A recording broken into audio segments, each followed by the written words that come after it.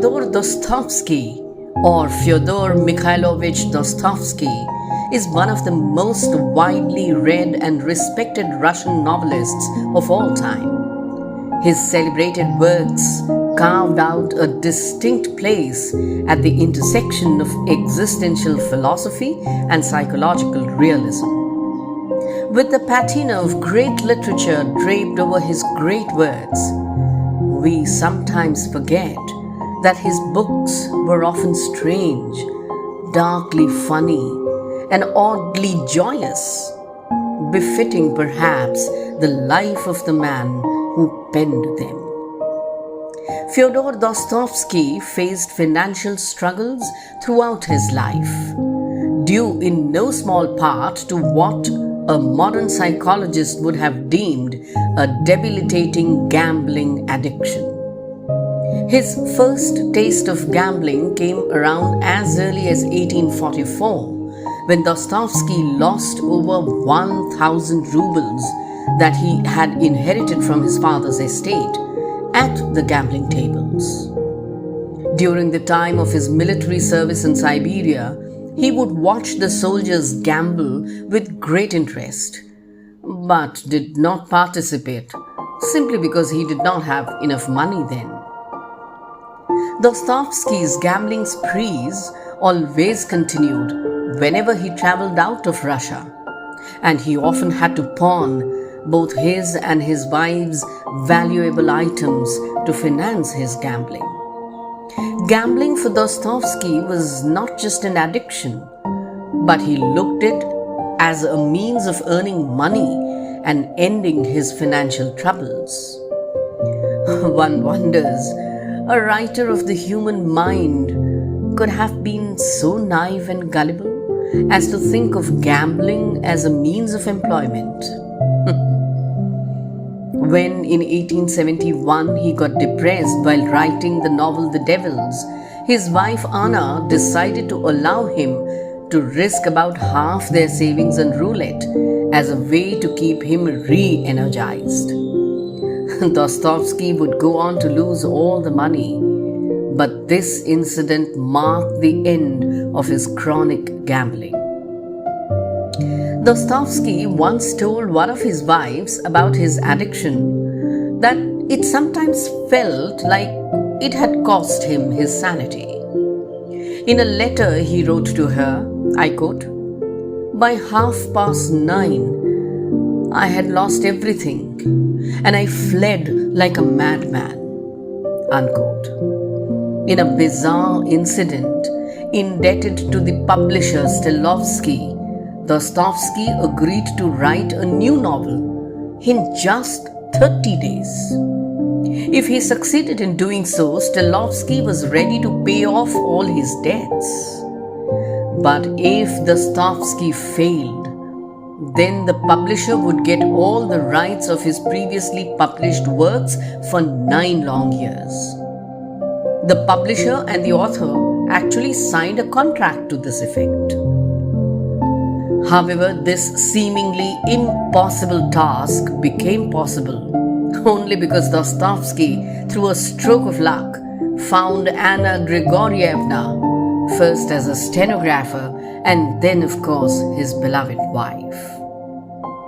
Years later, when Russia's nationwide sports lottery used the gambling-addicted Dostoevsky's image on their lottery tickets, his great-grandson Dmitri Dostoevsky sued them for using it without their permission. Dmitri Dostoevsky said, I quote, "To use the addiction of the great writer, which he was struggling to overcome all his life for commercial purposes, is insulting, not only for me as Dostoevsky's descendant, but also for many other people who love to read his works." Unquote. Dostoevsky had a troubled history of relationships with women. He married twice, had affairs on the side for years together, and also was in the regular habit of keeping mistresses in spite of being in the married state. About his first marriage to Maria Isaeva, Dostoevsky said, I quote, She loved me without limit, and I loved her also without measure. But she and I did not live happily. Unquote. They remained together for just 7 years before Maria died. Dostoevsky was engaged in a tempestuous and inconsistent relationship with a young student named Suslova Apollinaria, or called Polina popularly. Although there was a significant difference in their ages when they met, with Dostoevsky 40 and Polina just 22, Polina was reportedly attracted to Dostoevsky's liberal ideas, especially on women's rights. This relationship was difficult and painful on both sides, but mostly for Dostoevsky. He was exhausted by work, poor health, and increasing financial distress. Suslova, on the other hand, was imperious, manipulative, and jealous, and she constantly demanded that he divorce his consumptive wife, Maria Izieva. Dostoevsky later noted that she was a sick, selfish woman whose selfishness and self-esteem were colossal, and who did not tolerate any imperfection in other people. Yet, after Maria's death in 1865, Dostoevsky proposed to Suslova, but she declined. In fact, Polina Suslova rarely read Dostoevsky's books, did not respect his work, and simply regarded him as one of her many admirers. Dostoevsky wrote to her once, I quote, "My dear, I am not inviting you to a cheap essential happiness." Unquote. After their breakup, Polina burned their letters. Dostoevsky found his true love in life in Anna Snitkina.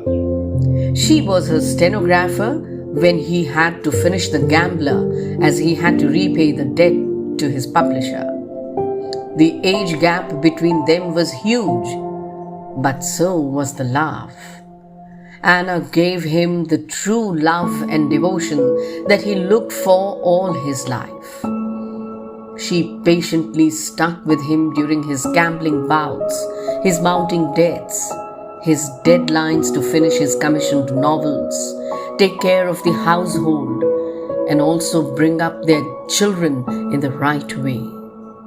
Dostoevsky once wrote to her, I quote, "Annika, you are my angel, and it's so good, and how I love that you dream of me in your sleep, and awakening you feel sad that I am not there. This is sweeter to me than honey."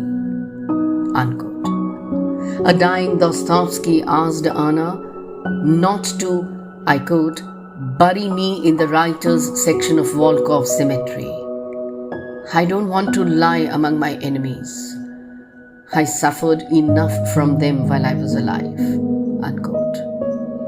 Anna respected his wishes and buried him perfectly in the cemetery of a monastery next to his beloved poet Zhukovsky.